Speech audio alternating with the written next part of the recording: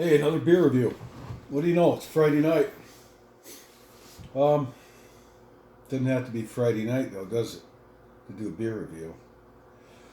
What we have here is Founders Centennial IPA, and they're out of Grand Rapids, Michigan, and they say they've been brewing beer as a business since 1997.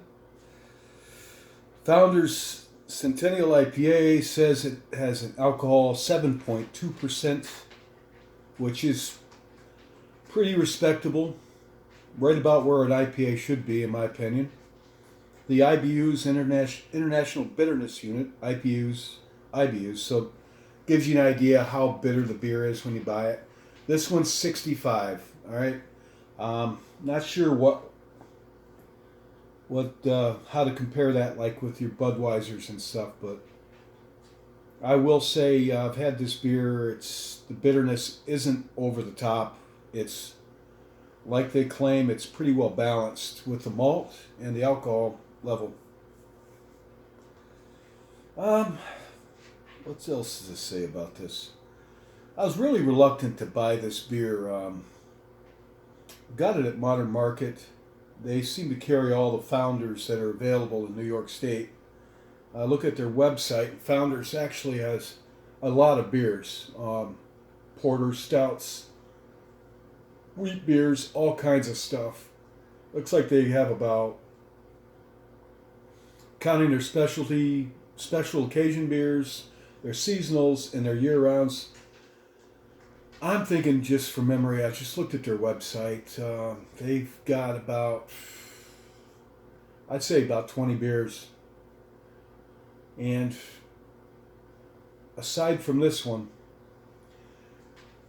the Founders All Day IPA, which is a session IPA, they call it. They really abuse that term, session beer. But it means a low alcohol beer. You can drink it all day, and if you pace them out, space, you're not going to get loaded, supposedly, unless you funnel them. Well, I wasn't very impressed with that beer, Founders All Day IPA. In fact, I was so underimpressed by that beer that I would walk by this beer and inside, I'd look at it, that stuff, right? I'm not going to try any of their beers. They've got a couple of Brute IPA I haven't tried yet. And then there's this one I just picked up. I've already had one. Because I screwed up my video. So I'm redoing it. Alright, so yeah, Founders Centennial IPA. I looked it up on ratebeer.com. That's ratebeer.com. And it has pretty good ratings. And surprisingly to me, being an American craft beer, the majority of the ratings that I read were from Europe and Britain. So apparently they're marketed pretty well. And the people in Europe and Britain, that they thought it was a good beer. So let's have it. Let's have at it, huh? Have at it. This Grand Rapids, Michigan beer. And when I think of Grand Rapids, Michigan, all I can think of is Army of Darkness with Ashley Williams, the character. And he worked in S-Mart in the hardware department. But his double-barrel shotgun, he said it was made in Grand Rapids, Michigan. His little speech with his shotgun. I don't know why that stuck with me, that old cult movie. For that arrogance, I shall see you dead.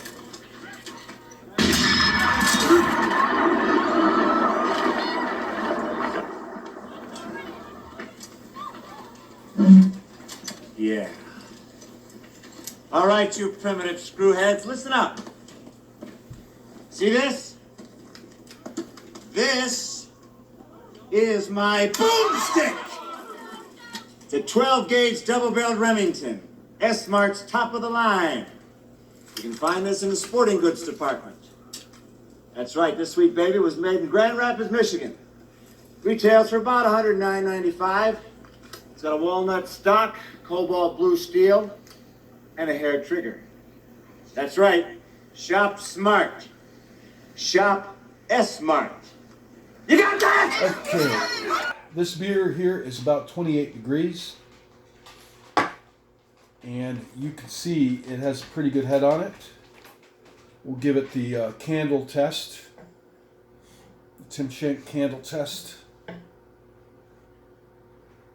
And you can see it's got a really nice orange color. Personally, I like that. I like that a lot.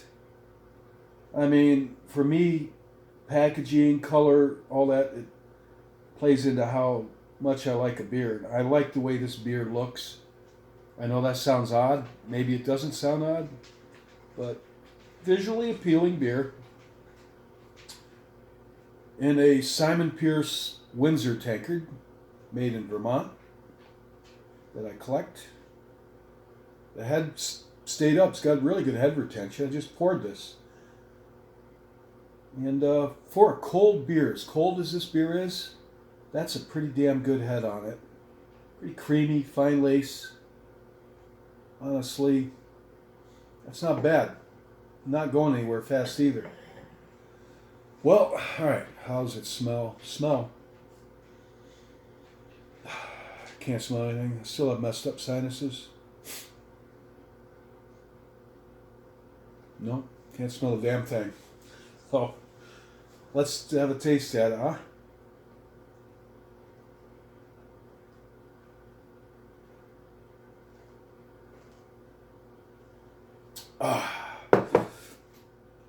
Yeah. Not bad.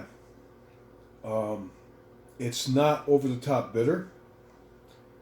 You get the hops. You get the hops in this. It is an IPA, or they call themselves an IPA. India Pale Ale.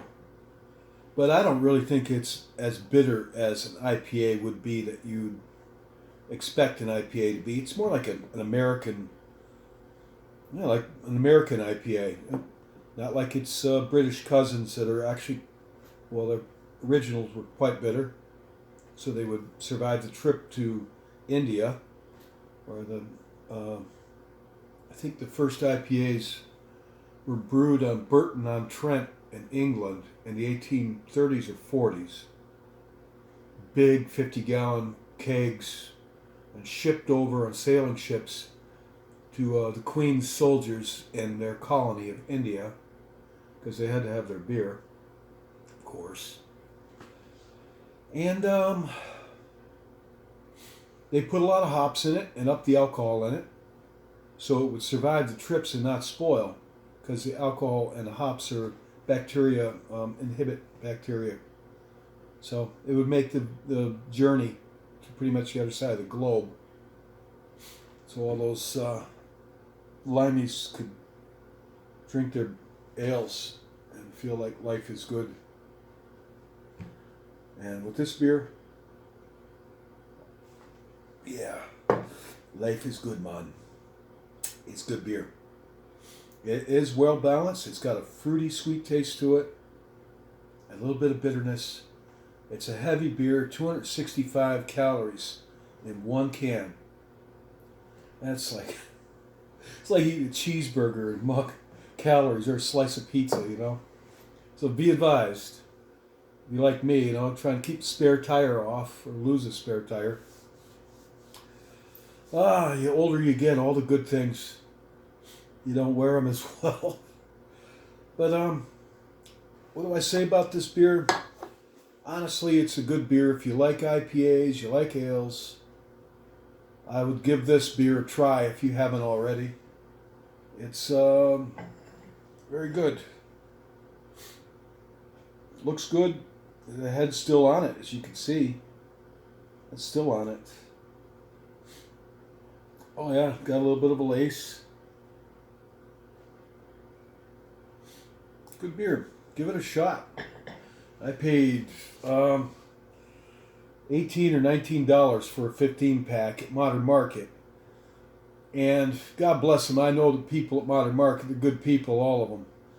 But we are in Moravia here, and that means we're about a half hour away from any small city, not really city, Cortland, Auburn, Ithaca.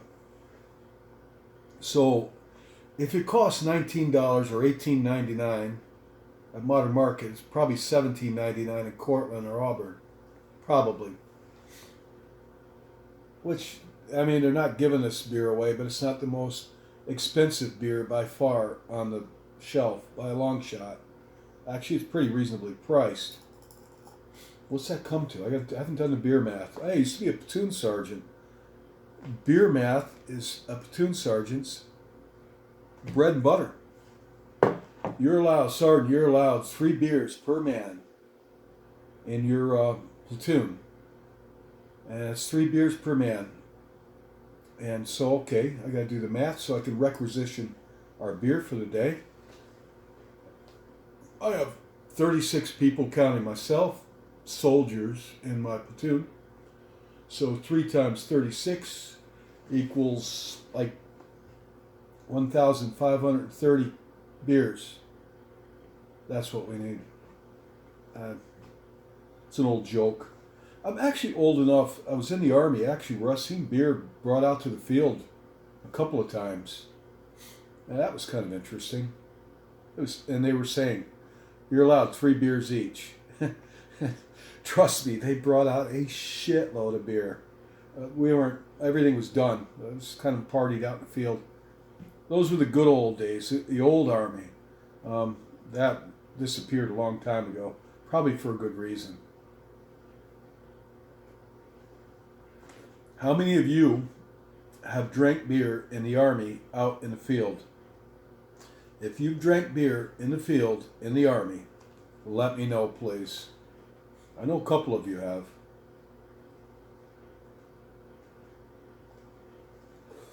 It's good beer. This is really, I mean, it's a heavy beer. If you're a Budweiser kind of person, no, you aren't going to like this.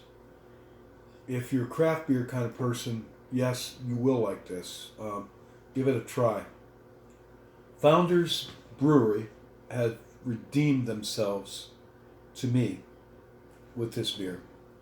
Such a pathetic beer they had. The Founders All Day IPA. It's got like a little bicycle on it or something cheesy, you know, yuppie. Yuppie's an old term. What do you call it? Like a millennial with a twat knot, you know, like a hair bun. A guy with a hair bun. Or a twat knot. I don't know. I guess they can brew good beer too. I've rambled on enough, alright? Founders Centennial IPA. If you like craft beer, you'll like this beer. It's pretty good. And I want to say, I'm never quite done, am I? That I like IPAs, as you know, but there are a lot of them that I don't like. Just too. Somebody went a little too overboard with the hops. I mean, hops, good thing, but everything in balance. And I can't understand people that own a brewery and have all the assets, and this is what they do for a living. They brew beer, and they can't get it right. Beer and brewing is no different than cooking. And really, if you boil it down, it's all about the recipe and the ingredients, the quality of the ingredients, and using the right amounts of good ingredients. And water is an ingredient, obviously, in beer. Get the right water, get the right hops, the right malts, the right yeast, put them together in the right amounts. Pay attention to sanitation, definitely, because beer can spoil and it'll give you off flavors. It won't make you sick and just make the beer bad. It's not that difficult. It takes a little bit of specialized equipment, a little bit of specialized knowledge, but nothing. I mean, in the olden days, it used to be a woman's job to make the beer for the household. In colonial America, they brewed what they call a hogshead. It's like a giant keg. They'd brew beer to last them through the entire winter, beer and cider, and store it up in their basement in these massive kegs, oak barrels, and it'd be primarily women's job to brew the beer and brew enough beer to get you through the whole winter. Oh, it's not rocket science. I don't understand how some breweries can't seem to get it down. They got a good one with this. All right, I've rambled on enough. Y'all have a good night.